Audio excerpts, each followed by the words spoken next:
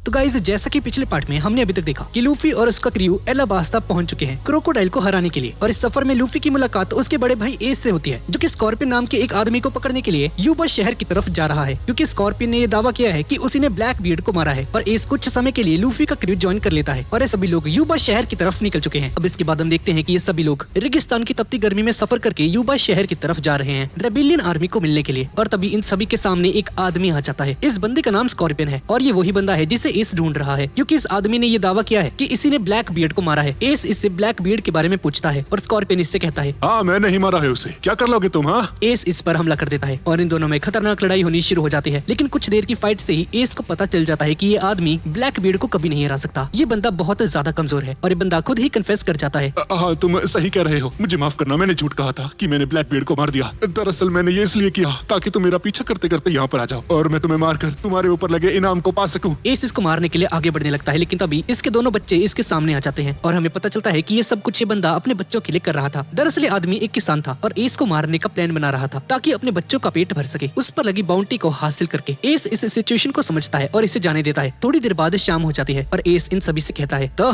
मुझे पता चल चुका है ब्लैक बियर्ड यूबा में नहीं आया है, तो मेरा यहाँ पर कोई काम नहीं रह गया। तो अब तुम कहाँ जाने वाले हो? अब मुझे दक्षिण की तरफ जाना होगा। स्कॉर्पियन ने मुझे बताया कि ब्लैक बियर्ड वहीं पर छुपा हुआ है, तो छोटे भाई अब अलविदा कहने का समय आ चुका है। एस लूफी को एक कागज देता है, लो संभालो इसे, इस कागज को संभाल कर रखना। ये क्या है? ये कागज ही मुझे तुमसे मिलवाएगा बाद में। हो सकता है दोबारा जब हम मिलेंगे तो हम दोनों ही बहुत बड़े पायरेट्स बन चुके होंगे। ये सभी लोग अपने पीछे देखते हैं और स्कॉर्पियन खड़ा होता है और इसके बच्चे इन सभी को बाय कह रहे होते हैं। और जैसे ही वापस पलटते हैं तो देखते हैं कि एस भी यहाँ से जा चुका है। लगता है वो जा चुका है। यहाँ तो बहुत आएगी एस भैया की, काश बहुत ही जल्द फिर से मुलाकात हो। अब इसके बाद ये सभी लोग यूबा शहर की तरफ जाने लगते हैं और लूफी उसी कागज को देख रहा है जो कि एस ने इसे दिया है। अरे यार क्या देख रहे हो? लो मुझे दिखाओ इसे, क्या पता इस पर कोई सीक्रेट मैसेज हो। सांजी को इस पर कोई सीक्रेट मैसेज तो नहीं दिखता है, लेकिन हवा के कारण ये कागज उड़ जाता है और इस ऊंट के मुंह में चला जाता है और ऊंट इसे चबाने लगता है। साले ये खाने की चीज नहीं है, बाहर निकाल इसको, ये मेरे लिए बहुत कीमती चीज है। शीश, इधर दो इस कागज को। नामी इस कागज को लूफी की हेड के ऊपर बांध देती है। हम यूबा शहर पहुंचने ही वाले हैं, वो बस पास में ही है। क्या बात है, चलो जल्दी चलते हैं। इस तरफ बारक वर्क्स के हेडक्वार्टर के अंदर 2 दिन बाद हमारा मिशन शुरू हो जाएगा, क्या तुमने सारी तैयारियां कर दी हैं? जी सर जी, मैंने सारी तैयारियां कर दी हैं। मैंने सभी एजेंट्स को भी कह दिया है कि तुम्हें आज रात 8 बजे स्पाइडर्स कैफे में इकट्ठा होना है। और इसके बाद हम स्पाइडर्स कैफे को देखते हैं, जो कि एक बहुत ही सुनसान जगह पर है। कैफे के अंदर एक लड़की बैठी होती है और इसका नाम है पौला। 5 बज चुके हैं, सभी लोग आते ही होंगे। कैफे का दरवाजा खुलता है और सबसे पहले मिस्टर 4 यहाँ पर आ जाता है और इसके साथ ही मिस मैरी क्रिसमस भी। मिस्टर 4 तो बहुत धीरे चलता है, मेरी कमर में दर्द हो गया। और तभी मिस्टर 2 भी यहाँ पर आ जाता है गाना गाते हुए। ये बंदा कैफे के अंदर एंटर करता है। लगता है मैं लेट हो गया, यहाँ तो ऑलरेडी बहुत सारे लोग आ चुके हैं। और मिस्टर 2 अपने चेलों को यहाँ से जाने के लिए कहता है, कितना अजीब है ये मिस्टर 2। और मिस्टर 3 भी ये सब कुछ चुपके से देख रहा होता है। और मिस्टर 1 भी यहाँ पर आने लगता है। ये बंदा 2 बंदों को घसीटते हुए लेकर आ रहा होता है और आते ही स्पाइडर कैफे की दीवार तोड़ देता है। और ये दोनों मिस्टर 2 के आदमी हैं।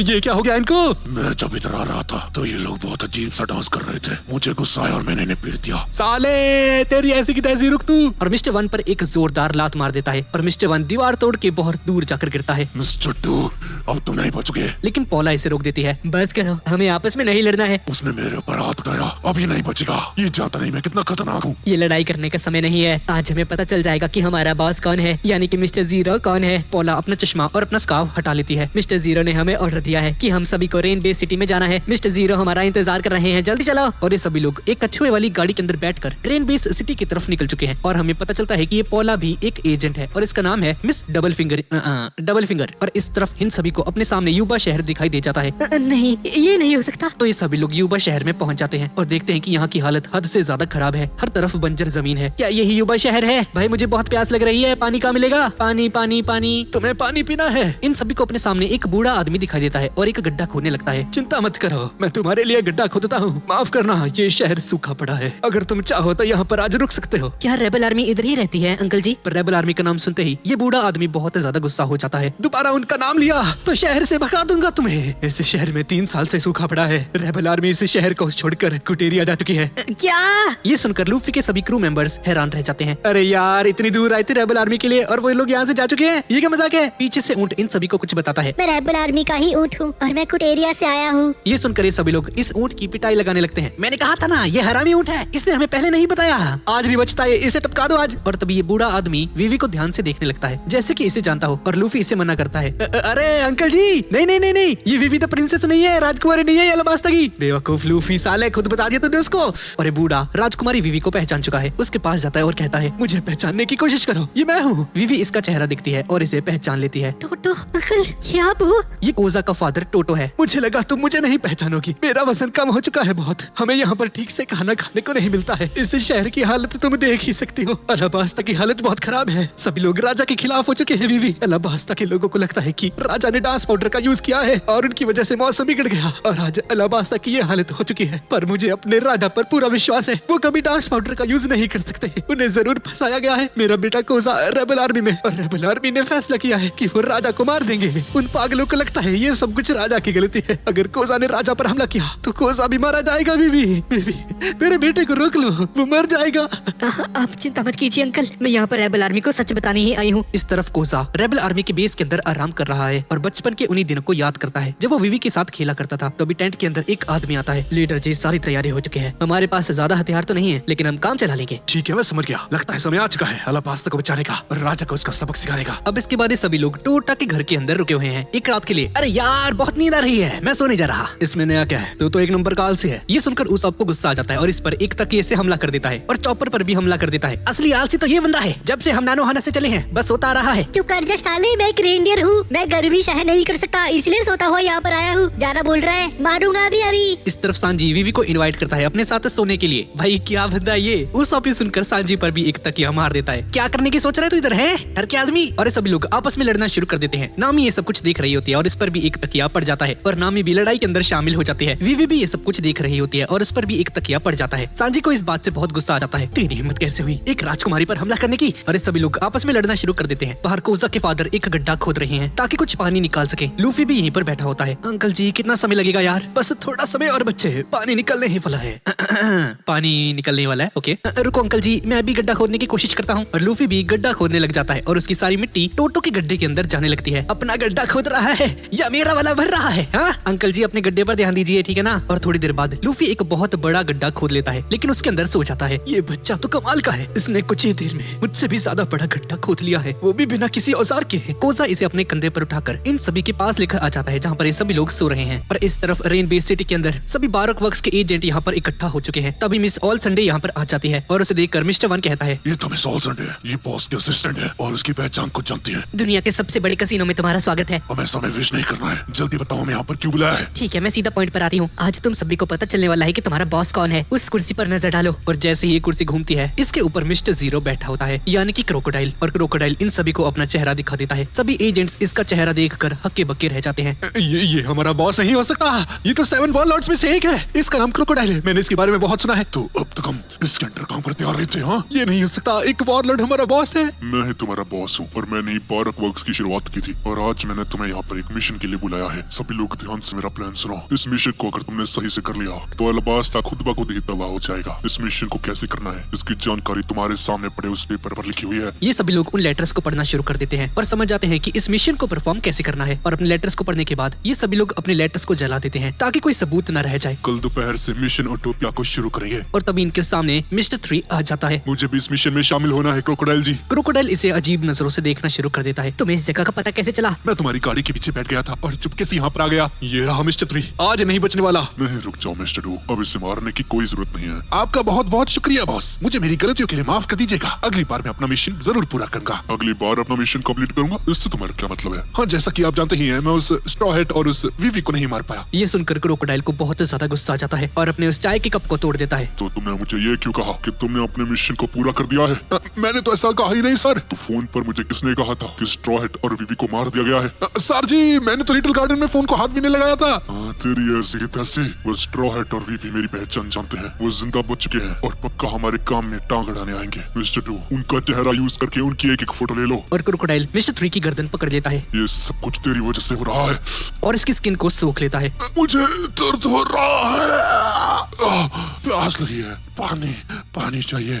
और तभी क्रोकोडाइल एक बटन दबाता है। मिस्टर 3 एक अजीब सी जगह पर चला जाता है और तभी एक बहुत बड़ा सा क्रोकोडाइल मिस्टर 3 को खा लेता है। मिस्टर 3 के चिल्लाने की आवाज दूर दूर तक आ रही होती है और सभी एजेंट्स इसकी आवाज सुनकर हक्के बक्के रह जाते हैं और समझ जाते हैं कि क्रोकोडाइल हद से ज्यादा खतरनाक है। और मिस्टर 2 के डेविल फ्रूट की पावर का यूज करके लूफी की क्रू की फोटो निकाल ली जाती है। मिस्टर 2 इन सभी को देखकर कहता है, सर अगर इन्हें सच पता भी है तो फिर भी ये कुछ नहीं कर पाएंगे। ये लोग रेबल आर्मी के पास जाएंगे और रेबल आर्मी इनकी बात नहीं मानेगी। ऐसा जरूरी नहीं है, वो आर्मी इनकी बात मान भी सकती है क्योंकि इनके पास पास अलाबास्ता की राजकुमारी भी है। अलाबास्ता की राजकुमारी और कोजा आपस में दोस्त है। कोजा जरूर इसका यकीन करेगा। अब हमारे पास एक ही रास्ता बचा है, हमें उन लोगों को रेबल आर्मी से मिलने से रोकना होगा। हमारे जितने भी मेंबर्स हैं उन सभी को भेज दो। स्ट्रॉ हैट को रोकने के लिए हमें उन्हें रोकना होगा और तुम सभी अपने मिशन पर ध्यान दो बस। इस तरफ लूफी का क्रू कुटेरिया शहर की तरफ जाने वाले हैं क्योंकि रेबल आर्मी वहाँ पर शिफ्ट हो चुकी है। कोजा के फादर लूफी को एक पानी की बोतल दे देते हैं और ये सभी लोग यूबा शहर को छोड़कर आगे बढ़ने लगते हैं कुटेरिया शहर की तरफ। और तभी रास्ते में चलते चलते लूफी अचानक से रुक जाता है और नीचे बैठ जाता है। लूफी क्या हुआ भाई तुझे, रास्ते में क्यों बैठ गया? जल्दी कर, देर हो रही है हमें। लूफी तुम्हें क्या हुआ? हाँ यार मैं हार मानता हूँ, मुझे ये सब नहीं करना। क्या तू हार मान रहा है लूफी? तू जानता भी है वीवी पर इस वक्त क्या बीत रही है? हाँ अगर हमने रेबल आर्मी को सच नहीं बताया तो राजा मर भी सकता है। अच्छा मान लो हम कुटेरिया चले गए और रेबल आर्मी को रोक दिया, तो क्या तुम्हें सच में लगता है कि क्रोकोडाइल रुक जाएगा और रेबल आर्मी हमारी बात क्यों मानेगी? हाँ पहली बार लूफी ने अपना दिमाग लगाया है, इसकी बात में दम है। और वीवी तुम बहुत कमजोर हो, तुम बस ये चाहती हो कि इस लड़ाई में कोई मरे ना, लेकिन तुम भूल रही हो कि हमारा दुश्मन एक वॉरलॉर्ड है। वीवी ये सब कुछ सुन रही होती है और लूफी के एक थप्पड़ जड़ देती है। हाँ मैं यही चाहती हूँ कि इस लड़ाई में किसी की मौत ना हो, ये सब कुछ क्रोकोडाइल की गलती है और उसकी वजह से मेरे किंगडम के लोग क्यों मरे? हाँ लूफी गुस्से में खड़ा होकर वीवी को एक पंच मार देता है। अगर ये सब कुछ क्रोकोडाइल की गलती है तो हमें उसे ही मारना होगा। इसके बाद वीवी लूफी को मारने लगती है और लूफी मार खाते खाते कहता है तुम्हें अपनी जान को खतरे में डालने की कोई जरूरत नहीं है, हम अपनी जान की बाजी लगा देंगे उस क्रोकोडाइल को हराने के लिए।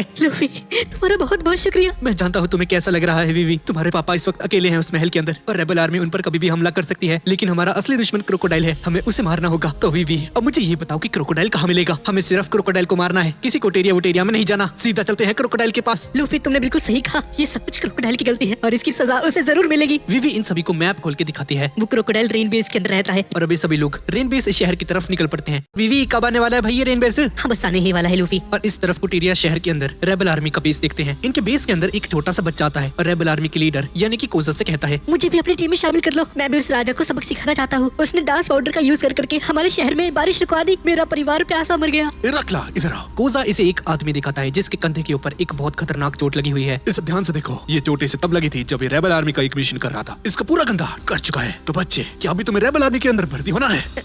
मैं इन चोटों से नहीं डरता, मैं अलाबास्ता के लिए कुछ भी करूंगा। वो राजा बहुत बुरा है, मैं उसे सबक सिखाकर ही रहूंगा। बच्चे जिस रास्ते से यहाँ पर आए हो उसी रास्ते से वापस चले जाओ, वरना तुम्हें चलने लायक भी नहीं छोड़ूंगा। और ऐसा बोलकर कोजा अपने टेंट के अंदर वापस चला जाता है। हमारे सारे हथियार रेडी है क्या? समय आ चुका है राजा के महल पर हमला करने का। और इस तरफ राजा के महल के अंदर चाका और पेल इस राजा से कहते हैं कि रेबल आर्मी इन पर बस हमला करने ही वाली है, लेकिन ये सुनकर राजा कहता है नहीं, हमें उन पर हमला नहीं करना है। वो अलाबास्ता के ही लोग हैं, उन्हें बस एक गलतफहमी है कि मैंने डांस पाउडर का यूज किया है। चाका और पेल यहाँ से जाने लगते हैं और तभी एक सिपाही इनके सामने आता है और चिल्लाकर कहता है सर जी कारू वापस आ गई। चाका और पेल भागते हुए आते हैं राजा के कमरे की तरफ और देखते हैं कि कारू पानी पी रही है और राजा एक लेटर पढ़ रहा है। और ये वही लेटर है जो कि वीवी ने कारू के थ्रू राजा के लिए भेजा था। राजा इस लेटर को पढ़ता है, चाका और पेल भी इस लेटर को पढ़ते हैं और इसमें क्रोकोडाइल के बारे में पूरा सच लिखा होता है कि कैसे क्रोकोडाइल लोगों की नजरों में बहुत अच्छा बनता है, लेकिन इसकी असलियत कुछ और ही है। और इसी की वजह से अलाबास्ता की ये हालत हो चुकी है। उसने राजा का नाम लगाया और पीठ पीछे बारक वर्क्स नाम की एक घटिया कंपनी चलाता है और उसी की वजह से ईगराम भी मर चुका है। राजा को ये सुनकर बहुत ज्यादा गुस्सा आ जाता है। मेरा दोस्त ईगराम अब हमारे बीच में नहीं रहा और इस क्रोकोडाइल ने हमारे देश को भी बर्बाद कर दिया।